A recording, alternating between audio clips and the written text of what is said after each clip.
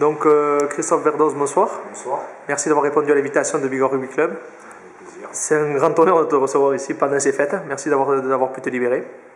Donc tu connais un peu le site, tu as vu un peu le principe. Oui, oui. On va faire un petit format sur toi. Donc 5 questions. Est-ce que déjà, premièrement pour commencer, est-ce que tu peux te présenter? Christophe Verdoz, arbitre depuis 23 ans, 24 ans, donc un long parcours. En ayant commencé au comité à Bigorre et puis en ayant gravi les échelons pour être un jour professionnel pendant 8 ans. Et puis maintenant, je suis redevenu arbitre top 14, voilà, encore deux saisons. D'accord.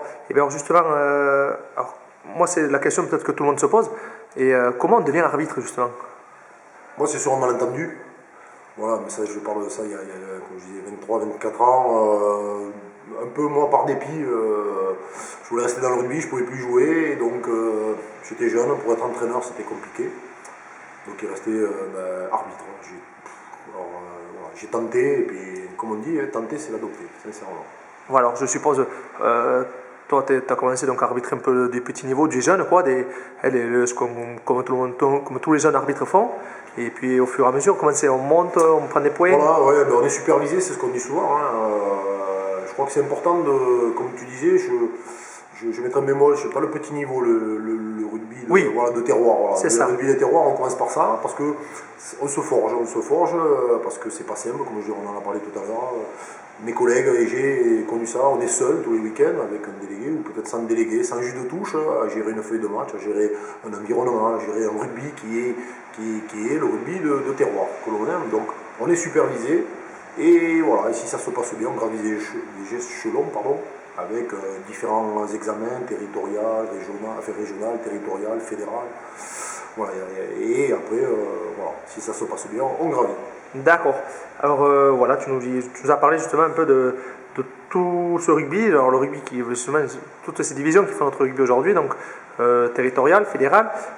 Toi, tu connais le monde pro et aussi le monde international, puisque tu aussi as eu l'honneur d'arbitrer des équipes nationales et aussi des coupes d'Europe, tout ça.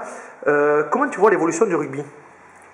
Le rugby, il suit son temps, on va dire, comme je dis. Enfin, comme je dis souvent, depuis qu'il est devenu professionnel, on sent des changements de comportement. On n'est plus forcément dans le rugby que plaisir, même si c'est une priorité, mais on est vraiment dans le rugby professionnel. C'est-à-dire qu'on attend des joueurs, des entraîneurs, des dirigeants et aussi des arbitres en comportement professionnel. Donc on est de plus en plus dans la préparation physique.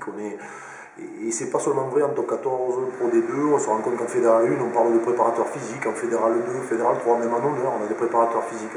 Donc ce rugby, il évolue. On n'est plus dans le rugby du troisième mi-temps, même si elle reste importante.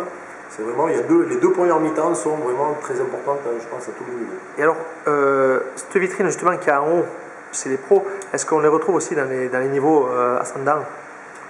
C'est-à-dire Alors, est-ce que cette image-là, voilà, ce changement, est-ce qu'on voit un changement aussi, est-ce que ça marche aussi dans le rugby fédéral, dans le rugby territorial? Oui, ça correspond un peu à ce que je disais juste avant, c'est-à-dire qu'on se professionnalise, même si on est dans un monde amateur. Partout, même en bas. Voilà, ce qu'on disait, on parle de préparateurs physiques, même en honneur, on arrive de croiser des préparateurs physiques qui me disent, voilà, j'interviens en honneur, j'interviens en série, Et moi je trouve ça bien, quoi. Alors après, bien sûr, on n'est pas dans la même approche, mais tout le monde a besoin à un moment d'avoir un référent technique, donc les entraîneurs depuis un certain nombre d'années, mais aussi un référent physique, quoi, un préparateur physique. Au lieu de s'entraîner un peu chacun dans son coin, un peu à la façon bon enfant, mais maintenant on essaie d'apporter des éléments un peu plus, entre guillemets, professionnels.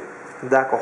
Alors, voilà, tu nous as parlé de plusieurs niveaux. Qu'est-ce qui se change entre un match de série, alors c'est vraiment c'est le cas est grossi quand même, entre un match de série et le haut niveau, le top 14, qu'est-ce qui différencie l'ambiance, le rythme?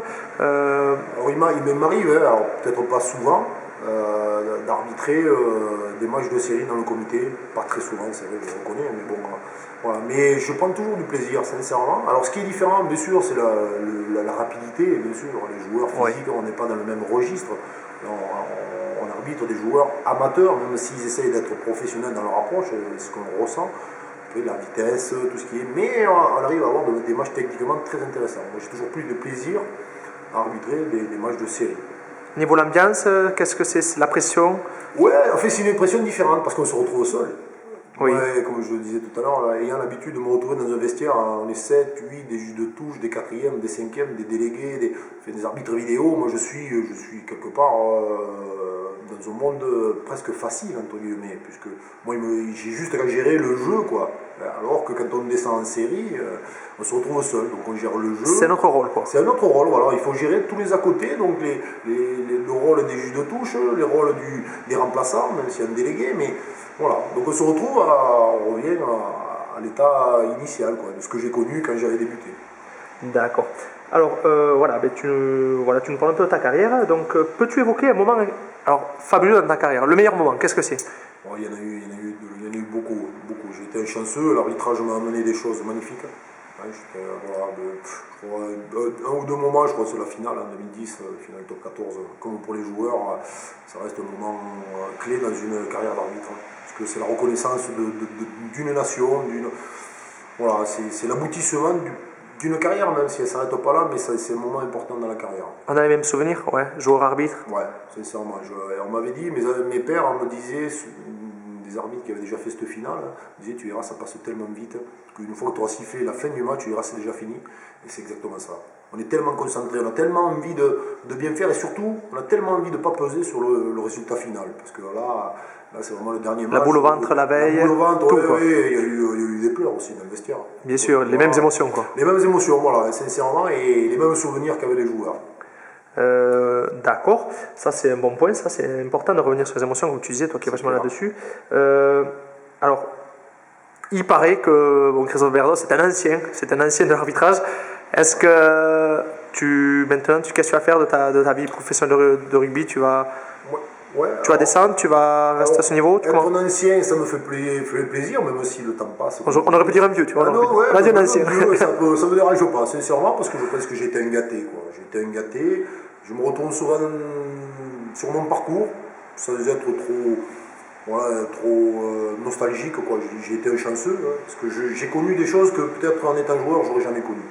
Pouvoir voyager, comme tu disais, être international, arbitrer les plus belles équipes au monde, quoi, hein, faire une finale chez un top 14 en tant que joueur, j'aurais jamais eu cette chose. Donc voilà, je crois qu'à un moment on a fait son temps, et je l'accepte, mais sereinement, avec presque en disant le devoir est accompli, quoi, entre guillemets, même s'il me reste encore du plaisir à prendre. Hein.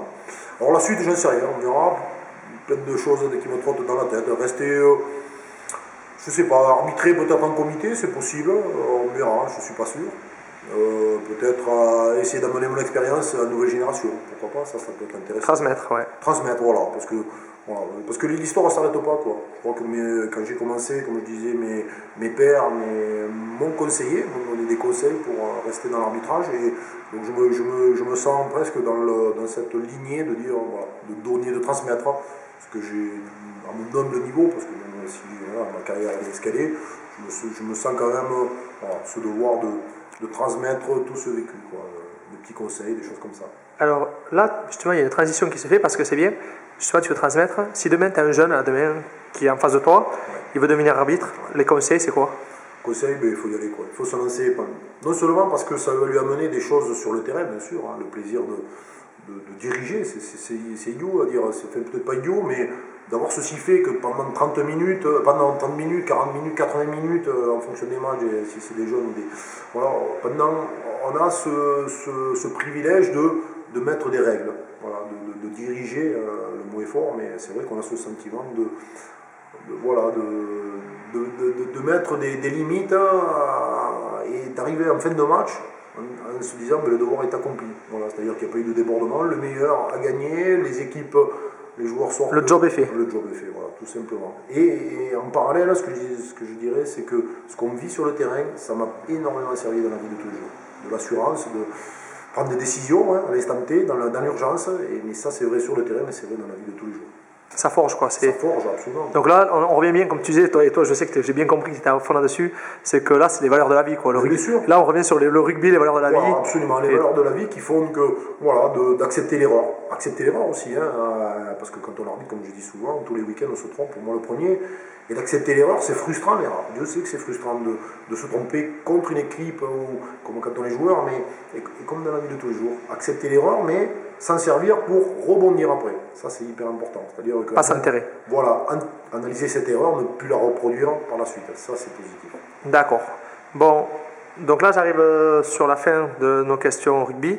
Tu sais qu'on va se redonner rendez-vous dans 30 petites secondes pour le questionnaire Baltrap. Ok, à toutes.